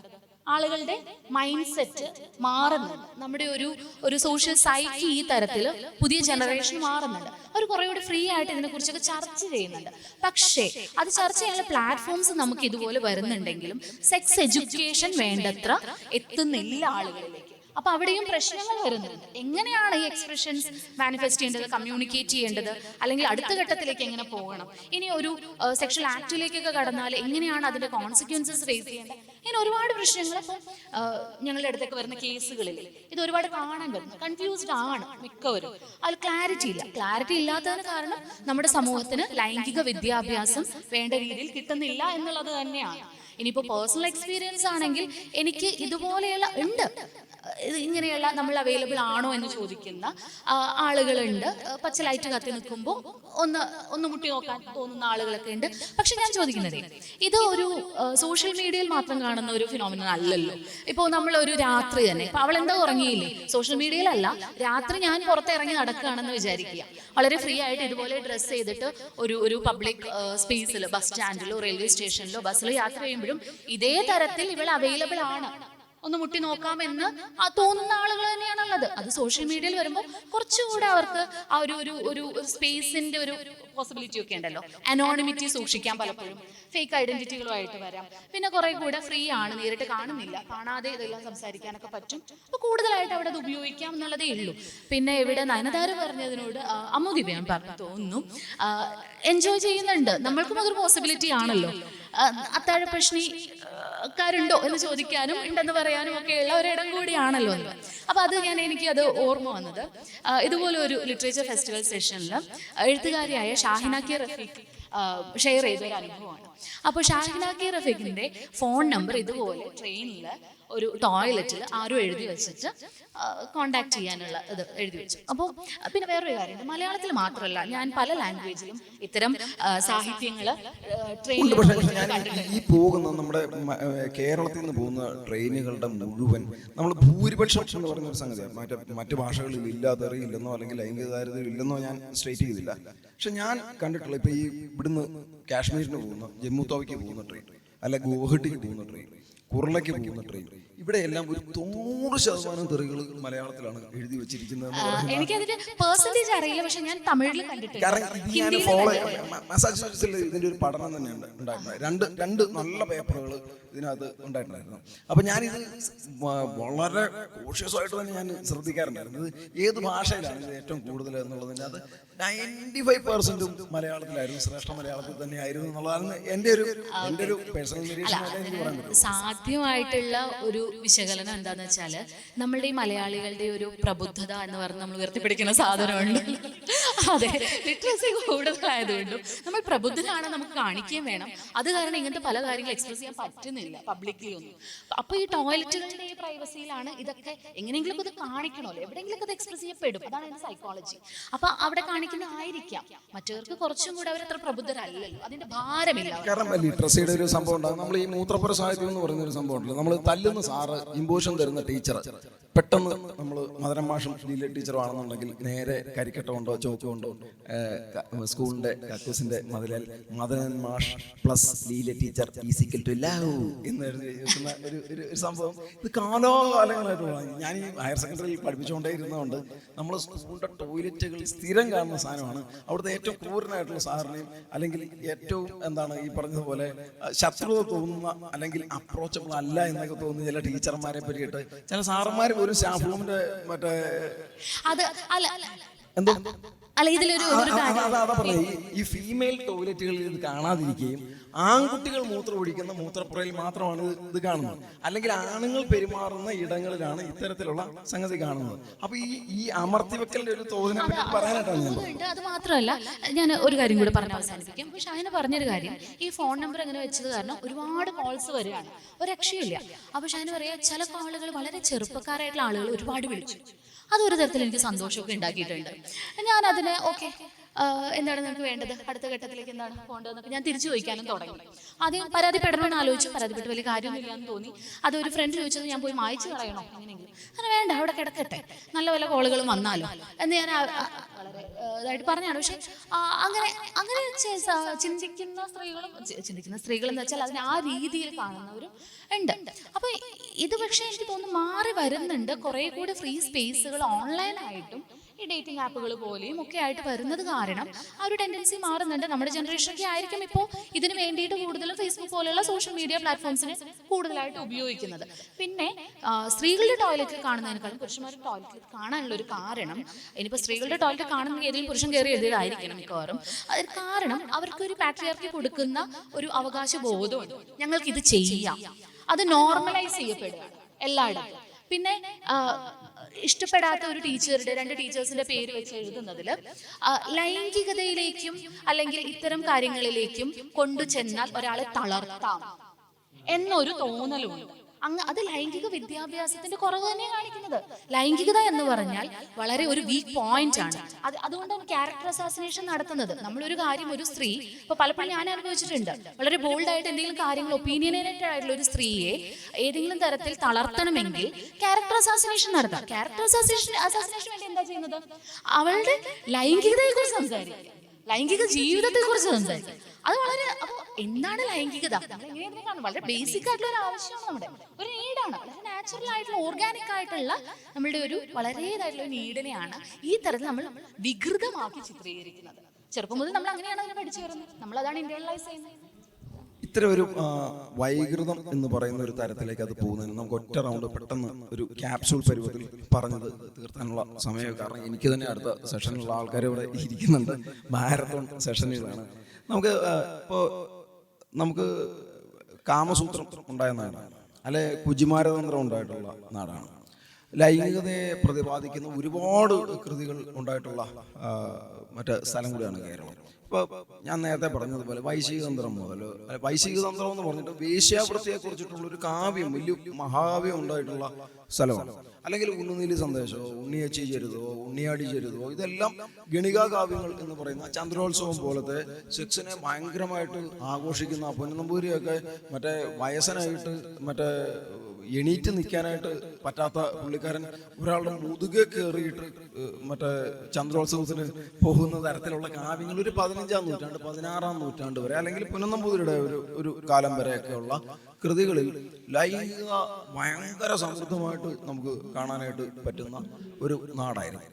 ഇതിന് ശേഷമാണ് സത്യം പറഞ്ഞു കഴിഞ്ഞാൽ അങ്ങനെ ഒരു ലൈംഗിക സാഹിത്യം ഒരു മോശമാണ് എന്ന് പറയുന്നത്, അല്ലെ ദേവദാസി സമ്പ്രദായത്തിലെ അപജയം എന്നൊക്കെ പറയുന്ന ഒരു കാലം. അതിനു മുമ്പ് ഒരു സ്ത്രീക്ക് അവൾക്ക് ഇഷ്ടപ്പെട്ട പുരുഷനുമായിട്ട് കഴിയുന്നതിന് യാതൊരു കുഴപ്പമില്ലാതെ അവൾ വളരെ വെനറബിൾ ആയിട്ടുള്ള ഒരു പൊസിഷനിൽ നിൽക്കുന്ന ഒരു അവസ്ഥ. നമ്മളിപ്പോൾ അരുൺ എഴുത്തച്ഛൻ പറയുന്ന ദേവദാസികളുടെ ഒരു ചരിത്രമല്ലായിരുന്നു ഇവിടുത്തെ ഉണ്ടായിരുന്ന. ഒരു ദേവദാസിക്ക് വളരെ വെനറബിൾ ആയിട്ടുള്ള ഒരു പൊസിഷൻ ഉണ്ടാകുക. എനിക്ക് ഇന്നയാളോട് എക്സിനോട് കാമുണ്ട്, ഓക്കെ, എക്സുമായിട്ട് ഞാൻ ലൈംഗിക ബന്ധം പുലർത്തുന്നു, നാളെ വൈയുമായിട്ട് പുലർത്തുന്നു, ഓടാ പുല്ല് എന്ന് പറഞ്ഞിട്ട് മാറ്റിക്കളയാനുള്ള, അല്ലെങ്കിൽ പായ തീർത്ത് ഇറയത്ത് വെച്ച് കഴിഞ്ഞാൽ നീ പൊക്കോ നായരെ എന്ന് പറയുന്ന സംബന്ധത്തിന്റെ ഒരു പാരമ്പര്യം ഉണ്ടായിരുന്ന, അല്ലെങ്കിൽ മറ്റേ ബദലുകളുണ്ട് എന്നുള്ളത് എനിക്കറിയാം. അപ്പൊ ഇങ്ങനെ ലൈംഗികത വലിയ വിഷയമൊന്നും അല്ലാതിരുന്ന ഒരു നാട് എങ്ങനെ ഇങ്ങനെ ആയി എന്ന് പറയുന്ന ചരിത്ര പ്രൊഫസർ ആയതുകൊണ്ട് തീർച്ചയായിട്ടും അതിനകത്ത് നിന്നുകൊണ്ട് സംസാരിക്കാനായിട്ടുള്ള ആളാണ്. ഇത് പറയണമെങ്കിൽ നമുക്ക് ക്യാപ്സ്യൂൾ രൂപത്തിൽ പറയാൻ പറ്റാത്തൊരു കാര്യമാണ്. പിന്നെ എനിക്ക് ഇവിടെ നേരത്തെ അമുദീപ് പറഞ്ഞതിൻ്റെ കൂടെ എനിക്ക് കിട്ടുന്ന ചോദ്യങ്ങളുടെയും കൂടെ ഒരു നേച്ചർ വെച്ച് പറയാം. ഇപ്പം ഞാൻ ഹിസ്റ്റോറിയൻ എന്ന കുറച്ച് സർക്കിൾസിലെങ്കിലും അറിയപ്പെടുന്നതിന് മുമ്പേ എനിക്ക് വന്നുകൊണ്ടിരുന്ന ഈ ഇൻബോക്സിലെ മെസ്സേജുകളും അത് കഴിഞ്ഞ് വരുന്ന മെസ്സേജുകളും തമ്മിൽ വലിയ വ്യത്യാസമുണ്ട്. ഇപ്പൊ NGL എന്ന് പറഞ്ഞ ഒരു ഗെയിം ആപ്പ് ഉണ്ട്. അതായത് നിങ്ങൾക്ക് എന്ത് ക്വസ്റ്റ്യൻ വേണമെങ്കിലും എന്നോട് അനോയമസ് ആയിട്ട് ചോദിക്കാം. അപ്പൊ പണ്ട് ഇൻബോക്സുകളിൽ ഹായ് ഹായ് ഹായ് എന്താ ജാഡ മോളൂസേ ഹായ് ഹായ് ഹായ് 29 ഹായ് വരും. എന്നിട്ട് ഇവന് മനസ്സിലായിട്ടില്ല എനിക്ക് താല്പര്യമില്ല. അപ്പൊ അത് മനസ്സിലാകായ്മയല്ല എന്ന് നമുക്ക് വ്യക്തമാണ്. അല്ലെങ്കിൽ എന്തെങ്കിലും നേരത്തെ പറഞ്ഞത് ക്വസ്റ്റ്യൻ ഇവിടെ ചോദിച്ച ഒരു ക്വസ്റ്റ്യനും ആൻസറും കൂടിയാണ്.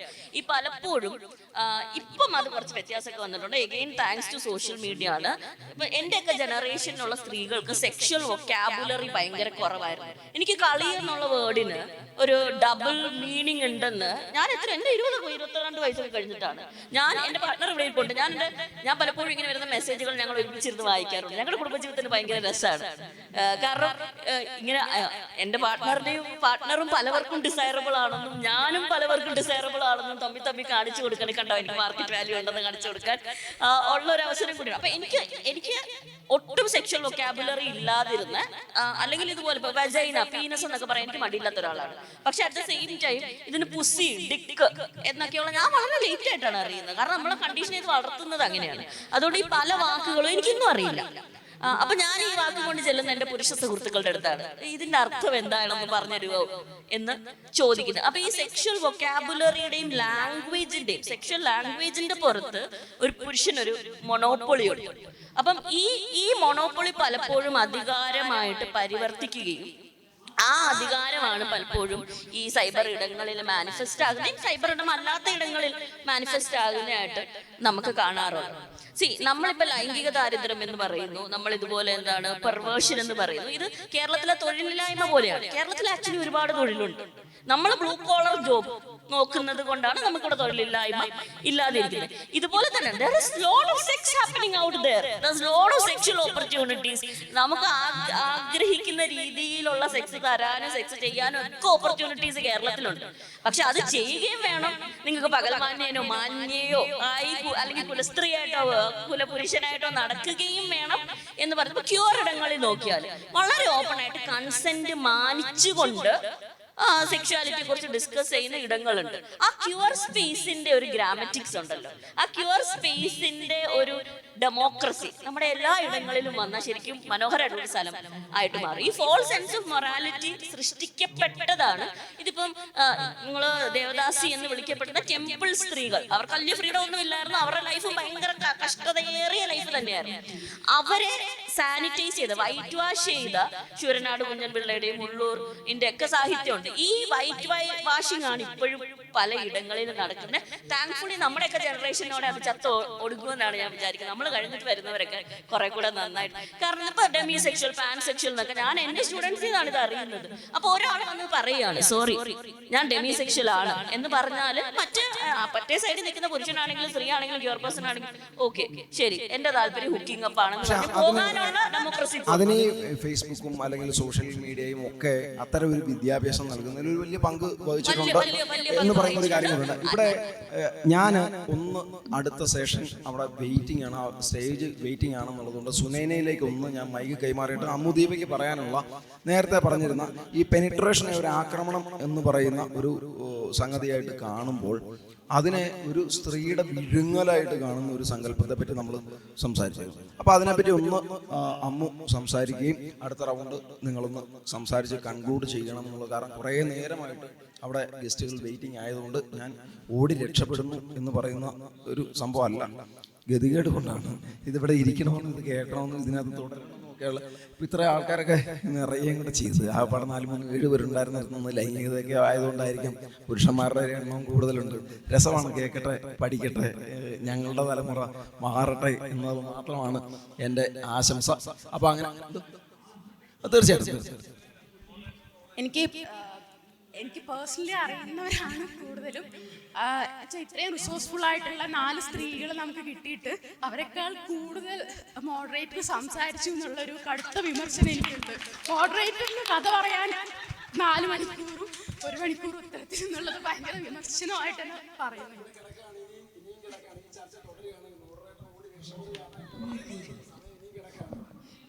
താങ്കൾ കുറെ സെക്ഷൻ മാരത്തോൺ ആയിട്ട് ചെയ്യുന്നത് കൊണ്ട് സംഭവിക്കുന്നതാണെന്ന് തോന്നുന്നു.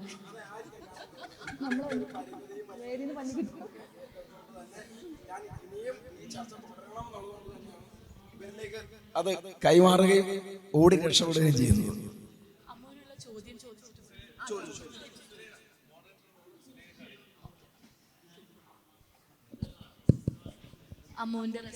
നേരത്തെ ഇവിടെ സംസാരിച്ച 2 കാര്യങ്ങൾക്കുള്ള റെസ്പോൺസ് കൂടി.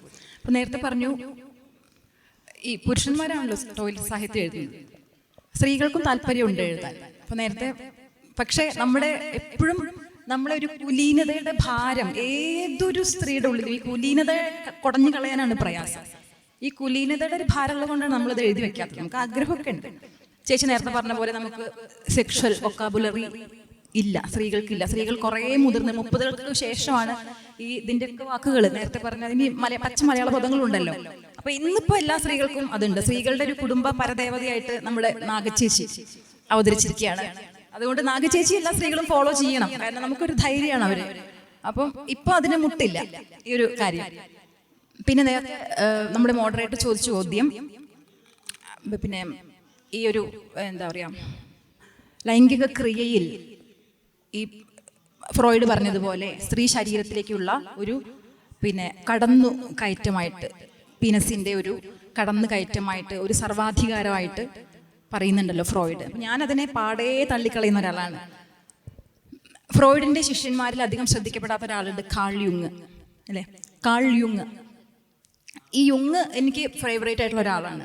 അപ്പൊ ഫ്രോയിഡ് പറഞ്ഞതിനെ പൂരിപ്പിക്കുക മാത്രമല്ല, ഫ്രോയിഡ് പറയാത്ത ഒരുപാട് കാര്യങ്ങൾ അദ്ദേഹം പറഞ്ഞിട്ടുണ്ട്. അപ്പൊ അദ്ദേഹം നിരീക്ഷിച്ചിട്ടുള്ള ഒരു കാര്യം, ലോകമെമ്പാടും അപ്പൊ നമുക്ക് ഈ അതിന്റെ മുന്നിൽ നമുക്ക് ഈ ഇത്തരം ഡിസ്കോഴ്സ് എല്ലാം തള്ളിപ്പോകും. ലോകമെമ്പാടും നിലനിന്നിരുന്ന ഒന്നാണ് ഗൈനോക്രസി, തായ്വാഴ്ച എന്ന് പറയുന്നത്. അപ്പൊ അത് തെളിവുണ്ട്. ഇപ്പൊ ജീവികളൊക്കെ നോക്കുവാണെങ്കിലും ഈ ജീവജാലങ്ങളിൽ ആരെ കാണാനാണ് ഭംഗി എന്ന് ചോദിച്ചു കഴിഞ്ഞാൽ ഈ ജീവികളിൽ പുരുഷന്മാരെ കാണാനാണ്, ആൺവർഗത്തിന് കാണാനാണ് ഭംഗി.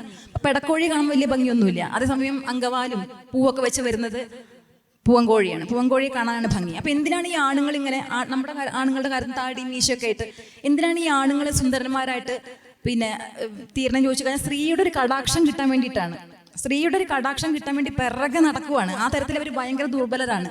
അപ്പോൾ ഈ ലൈംഗിക ക്രിയയിലും ഈ പറഞ്ഞ പോലെ ഒരു വിഴുങ്ങൽ പ്രക്രിയ, ഈ പെനിട്രേഷനെ തന്നെ യുങ് പറയുന്നത് പിന്നെ ഒരു വിഴുങ്ങൽ പ്രക്രിയ ആയിട്ടാണ്. ഈ യോനി എന്ന് പറയുന്നത് ഒരു വലിയ വിശപ്പടങ്ങാത്ത ഒരു വായയായിട്ടും അതിനെപ്പോഴും ഇങ്ങനെ ഈ ഒരു വിഴുങ്ങാനുള്ള ടെൻഡൻസി ഉള്ളതായിട്ടും അതിൻ്റെ മുന്നിൽ പുരുഷന്മാർ വെറും ആഹാരങ്ങളാണ്. ആ നിലയ്ക്ക് ഗൈനോക്രസിയാണ് സത്യത്തിൽ എല്ലാവരുടെയും നിലനിൽക്കുന്നത് എന്നാണ് ഞാൻ വിശ്വസിക്കുന്നത്. സ്ത്രീക്ക് തന്നെയാണ് അപ്രമാദിത്വമുള്ളത് ലൈംഗിക ക്രിയയിൽ. മൊത്തത്തിൽ ലൈഫിൽ സ്ത്രീകളാണ് ഉയർന്നു നിൽക്കുന്നത്. അധികാരം സ്ത്രീയുടെ കയ്യിലാണെന്നാണ് ഞാൻ വിശ്വസിക്കുന്നത്. Thank you Ammu. ഞാൻ നയനതാരയിലേക്ക് വരികയാണെങ്കിൽ നമുക്ക് പെട്ടെന്ന് ഇതൊന്ന് വൈൻഡപ്പ് ചെയ്യേണ്ട ആവശ്യമുണ്ട്. ചോദ്യമുണ്ട് അല്ലേ? ഓക്കെ, അത് നിങ്ങൾ മറന്നതാണോ എന്ന് എനിക്കറിയില്ല. ഇവിടുത്തെ ആണുങ്ങൾ നന്നാകില്ല എന്ന് പറഞ്ഞിട്ട് ഇങ്ങനെ വരുന്ന ആണുങ്ങളോട് ഞാൻ ബ്ലോക്ക് ചെയ്യലാണ് പതിവ്. പക്ഷേ ഇത് നമ്മുടെ പച്ചലൈറ്റ് കത്തിക്കെടുക്കുമ്പോൾ ബന്ധുക്കളും സുഹൃത്തുക്കളും നമ്മളോട് ചോദിക്കാറില്ലേ എന്തുകൊണ്ടാന്നുള്ളത്? അതിനെക്കുറിച്ച് നിങ്ങൾ ആരും സംസാരിച്ചില്ല. നിങ്ങൾക്ക് അനുഭവം ഇല്ലാഞ്ഞിട്ടാണോ എന്നറിയില്ല. എന്നെക്കുറിച്ചൊന്ന് സംസാരിക്കുന്നത് നന്നായിരിക്കും. ആർക്ക് വേണമെങ്കിലും പറയാം. തീർച്ചയായിട്ടും അത് സ്വാഭാവികമാണല്ലോ. കാരണം ഈ നമ്മൾ ഗൈഡ് ചെയ്യുന്ന മൊറാലിറ്റി അങ്ങനെയാണ്. നേരത്തെ പറഞ്ഞ പോലെ നമ്മൾ എങ്ങനെയാണ് സൊസൈറ്റിയിൽ നമ്മൾ ഇടപെടുമ്പോൾ നമ്മളോടൊരു കൺട്രോൾ വരുന്നത്, അതുപോലെ തന്നെയാണ് ഇതും സംഭവിക്കുന്നത്. പാട്രിയാർക്കി എന്ന് പറയുന്നത് അങ്ങനെ വർക്ക് ചെയ്യുന്ന സംഗതിയല്ലേ. നമ്മളീ പറയുന്നത് ഒരു കെയറേട്ടന്മാരാണ്. കെയർ ചെയ്തുകൊണ്ട് നമ്മളീ പറഞ്ഞ പോലെ ഒരു ഇതിലേക്ക് എന്ന് വെച്ചാൽ ആൾക്കാരെന്ത് പറയും, എങ്കിലും ചന്ദ്രികലോകമല്ലേ പങ്കലുമാനസർ കാണുകയില്ലേ എന്ന് സ്നേഹത്തോടെ ചിലർ പറയും. ചില ആൾക്കാർ ഇങ്ങനെ നമ്മളെ എന്താ പറയുക, ഒരു രണ്ട് തരത്തിൽ, ഇത് രണ്ടും ടേക്കിംഗ് അഡ്വാൻറ്റേജ് ആണെന്നുള്ള കാര്യമാണ് വളരെ വ്യക്തമായിട്ടൊരു സംഗതി. ഒന്ന് നമ്മുടെ സ്നേഹത്തിൻ്റെ പേരിൽ ചെയ്യുന്നു, അതും പാട്രിയാർക്കിയാണ്. മറ്റത് ഈ പറഞ്ഞ പോലെ നമ്മളെ എന്താ പറയുക ഇൻവേഡ് ചെയ്യുന്ന ഒരു രീതിയിലുള്ളതും അതും പാട്രിയാർക്കിയാണ്. രണ്ട് ടൂളുകളാണെന്ന് മാത്രമാണ് അത് തോന്നിയിട്ടുള്ളത്. ഞാൻ അതിനോട് പെട്ടെന്നൊന്ന് റെസ്പോണ്ട് ചെയ്യാം. പേഴ്സണലി അനുഭവങ്ങൾ ഉണ്ടാവാത്തത് കൊണ്ടാണോ അതിനെക്കുറിച്ച് പരാമർശിക്കാത്തത് നല്ല ചോദ്യം. എനിക്ക് പേഴ്സണലി അങ്ങനെയുള്ള എന്തുകൊണ്ട് ഓൺലൈനിൽ എപ്പോഴും അവൈലബിൾ ആയിരിക്കുന്നു രാത്രികാലങ്ങളിൽ എന്നുള്ള ഒരു ചോദ്യം എൻ്റെ ഓർമ്മയിൽ അങ്ങനെ വന്നിട്ടില്ല. ഞാൻ പൊതുവെ ഒരു നൈറ്റ് പേഴ്സൺ ആണ്, മോർണിംഗ് പേഴ്സൺ അല്ല. ഞാൻ രാത്രിയിൽ ഉണർന്നിരിക്കുന്ന ഒരാളാണ്.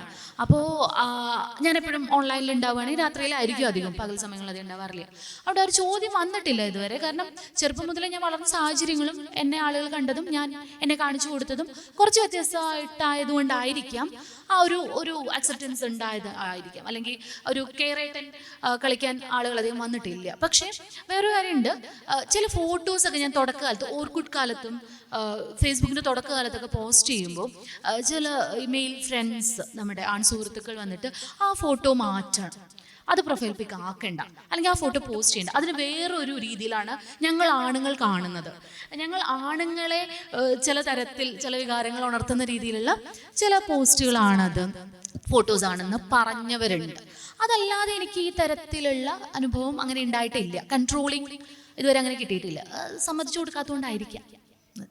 ഇതിനോട് എനിക്ക് നിരന്തരമായിട്ട് കിട്ടുന്ന ചോദ്യമാണ്. അത് എനിക്ക് ഭയങ്കര തമാശയായിട്ട് തോന്നാറുണ്ട്. എന്നെ അടുത്തറിയാവുന്ന എല്ലാവർക്കും അറിയാവുന്ന ഒരു കാര്യമാണ്, ഞാനൊരു നിശാജീവിയായിട്ടുള്ള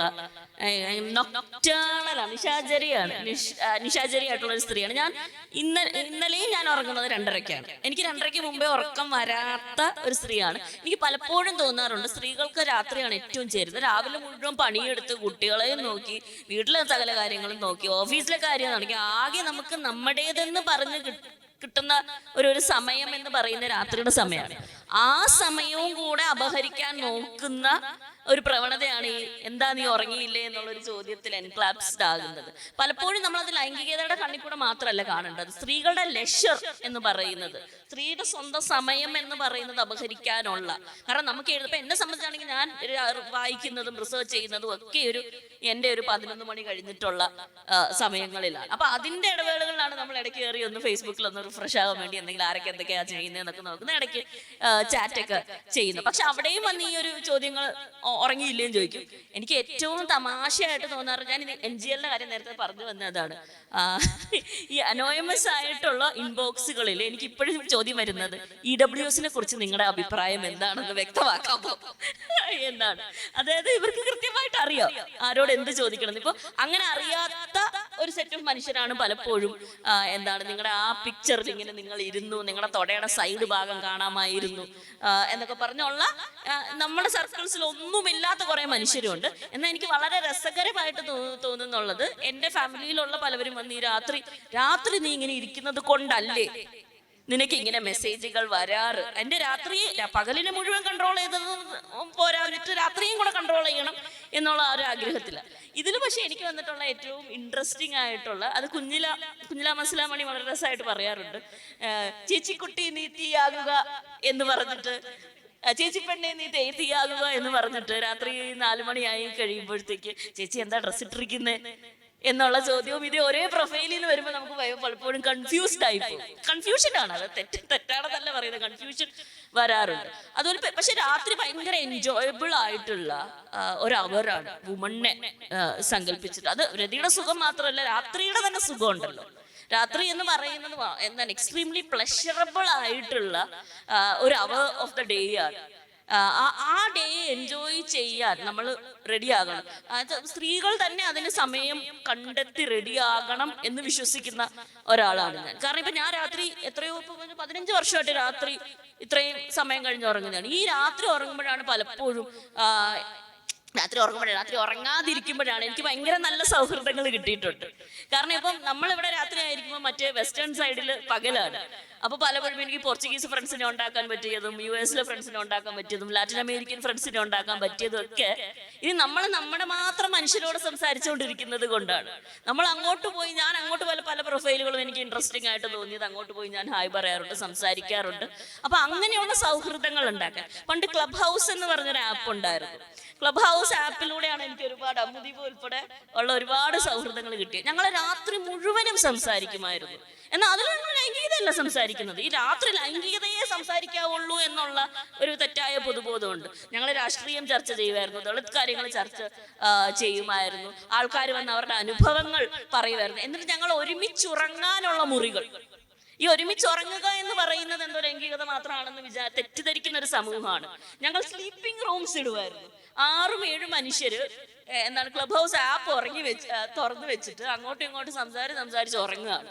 ഇത് ഇത്രയും മനോഹരമായിട്ടുള്ള രാത്രികൾ എനിക്ക് എൻ്റെ പാർട്ട്ണറിനോട് മാത്രമേ ചിലപ്പോൾ കിട്ടിയിട്ടുണ്ടായിരിക്കുള്ളൂ. കാരണം അത്ര 5-6 പേര് ഒരുമിച്ച് അങ്ങോട്ടും ഇങ്ങോട്ടും കൂർക്കങ്ങൾ ആസ്വദിച്ച് മറ്റേ സൈഡിൽ ഈ മനുഷ്യർ ഉറങ്ങുന്നുണ്ടല്ലോ, അവർ ജീവിച്ചിരിക്കുന്നുണ്ടല്ലോ, അവർ കൂർക്കം വലിക്കുന്നുണ്ടല്ലോ എന്നുള്ളത് നമുക്ക് ഭയങ്കര ആശ്വാസം തരുന്ന എക്സ്പീരിയൻസുകൾ ഈ ക്ലബ് ഹൗസിൽ ഉണ്ടായിട്ടുണ്ട്. സോ രാത്രിക്ക് അങ്ങനെയും ഒരു ആംഗിളുണ്ട്. പക്ഷെ നമ്മളത് എക്സ്പ്ലോർ ചെയ്യുന്നില്ല എന്നുള്ള ഒരു ചെറിയ കാര്യം കൂടെ പറഞ്ഞോട്ടെ. ഈ വെസ്ലറാണ് വെജൈന മോണോലോഗ്സ്. എല്ലാ സ്ത്രീകളും എല്ലാ പുരുഷന്മാരും വായിച്ചിരിക്കേണ്ട ഒരു വർക്കാണ്. വെജൈന മോണോലോഗ്സിലാണ് അവർ ഈ വെസ്ലർ പറയുന്ന ഒരു ഐഡിയ ആണ്, പെനിട്രേഷൻ എന്നുള്ള ലോജിക്ക് അല്ല നമ്മൾ നോക്കേണ്ടത്, ഈ സ്വോളോയിങ് എന്നുള്ള ലോജിക്കാണ്. പക്ഷെ പെനിട്രേഷൻ കോൺക്വസ്റ്റ് ആയിട്ട് വിചാരിക്കുന്ന ആണുങ്ങൾക്ക് തന്നെയാണ് ഏറ്റവും വലിയ പെർഫോമൻസ് ആങ്സൈറ്റി വരുന്നത്. ഈ പുരുഷാധിപത്യ മൂല്യം എന്ന് പറയുന്നത് ഏറ്റവും കൂടുതൽ ഇൻസെക്യൂർ ആക്കുന്നതും തകർത്തോണ്ടിരിക്കുന്നതും പുരുഷന്മാരുടെ കോൺഫിഡൻസിനെ തന്നെയാണ്. അത് ഈ കോൺക്വസ്റ്റ് ലോജിക്ക് എത്രത്തോളം നിലനിൽക്കുമോ അത്രത്തോളം നാള് പുരുഷാധിപത്യത്തിന്റെ ഏറ്റവും വലിയ ബേർഡൻ ചുമക്കേണ്ട വരുന്നതും പുരുഷന്മാരാണ്. പക്ഷെ ഈ നമ്മൾ സെക്സിനെ കാണുന്നത് പവറിന്റെ ലോജിക്കിലല്ല, ഇന്റിമസിയുടെ ലവിന്റെ ലോജിക്കിലാണ്. ഈ കീഴ്പ്പെടുത്തൽ എന്നുള്ള വാക്ക് പോലും നമ്മൾ സെക്സിനോട് ചേർത്ത് വായിക്കരുത്. അതൊരു പവർ പ്ലേ അല്ലല്ലോ. ഇറ്റ്സ് ഇന്റിമസി ആൻഡ് ലവിന്റെ കോണ്ടെക്സ്റ്റിലാണ് നമ്മളത് വായിക്കേണ്ടത്. അവിടെ മാത്രമാണ് വളരെ കറക്റ്റാണ്. നേരത്തെ അമ്മ പറഞ്ഞപ്പോൾ അതിനോട് ചേർത്ത് വയ്ക്കാൻ തോന്നിയ കാര്യമാണ്. ഇത് ആരായാലും, സ്ത്രീ ആയാലും പുരുഷനായാലും, ഒരാൾ മറ്റൊരാളുടെ മേലെ ആധിപത്യം സ്ഥാപിക്കാനുള്ള ഒന്നായിട്ടല്ല നമ്മൾ ലൈംഗികതയെ കാണേണ്ടത് എന്നുള്ളതാണ്. അതുപോലെ തന്നെ ഇപ്പം എനിക്ക് പറയാനുള്ളത്, രാത്രികാലങ്ങളിൽ പച്ചവെളിച്ചം കത്തിച്ച് വയ്ക്കുന്ന സ്ത്രീ ആയാലും പുരുഷനായാലും നമ്മളോട് സംസാരിക്കുന്നത് ലൈംഗികത മാത്രമല്ല.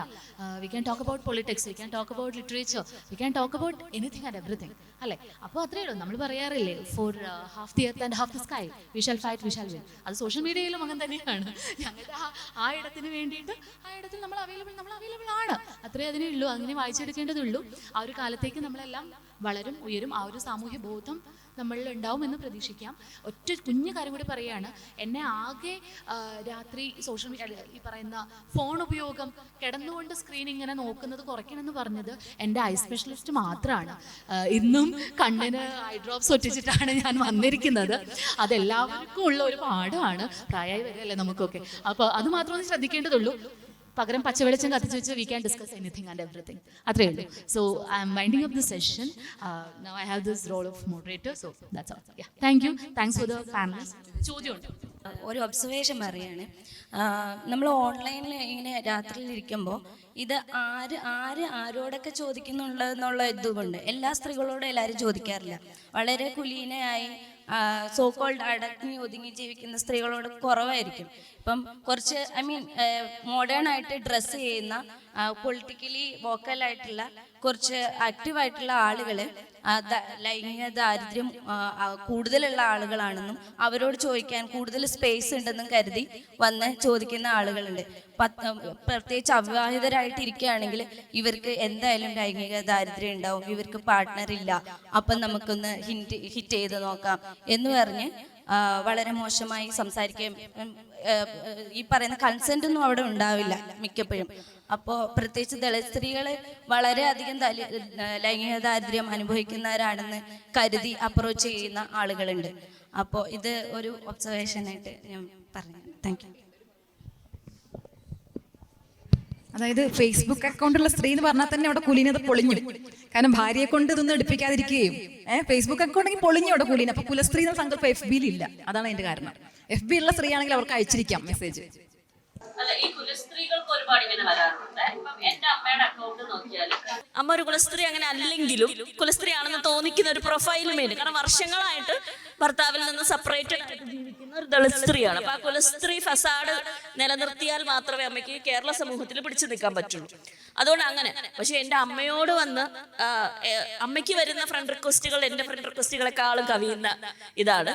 പലപ്പോഴും ഈ കുലസ്ത്രീകളോട് നേരിട്ട് എന്താണ് നമുക്ക് സമൂഹത്തിൽ അപ്രോച്ച് ചെയ്യാൻ പറ്റില്ല, ഫേസ്ബുക്കിൽ അപ്രോച്ച് ചെയ്യാൻ പറ്റും എന്നുള്ളത്. അതുകൊണ്ട് പലപ്പോഴും ഇപ്പം എന്നെ പോലെ നിൽക്കുന്ന പലരോടും ഇത് ലൈംഗിക അഭ്യർത്ഥന ചെയ്യുന്നതിന് മുമ്പ് നാളെ പോസ്റ്റ് ഇട്ടേക്കല്ലേ ചേച്ചി എന്ന് പറഞ്ഞിട്ടേ ചെയ്യാവുള്ളൂ. പക്ഷെ അമ്മയ്ക്ക് വരുന്നത് അങ്ങനെയല്ല, വളരെ പച്ചയായിട്ടുള്ള മെസ്സേജുകൾ ഈ കുലസ്ത്രീ ആയിട്ടുള്ള ഫേസ്ബുക്ക് പ്രൊഫൈൽ, അതിൽ വ്യത്യാസമില്ലെന്നാണ് എനിക്ക് തോന്നുന്നത്. കുലസ്ത്രീക്കും വരാറുണ്ട്, അല്ലാത്ത സ്ത്രീക്കും, എല്ലാ സ്ത്രീകൾക്കും വരാറുണ്ട്. അത് വളരെ ശരിയാണ്. എനിക്ക് കിട്ടുന്നതിനേക്കാളും ഇത്തരം മെസ്സേജുകളും കാര്യങ്ങളും കിട്ടുന്നത് എൻ്റെ ഉമ്മാക്കാണ്.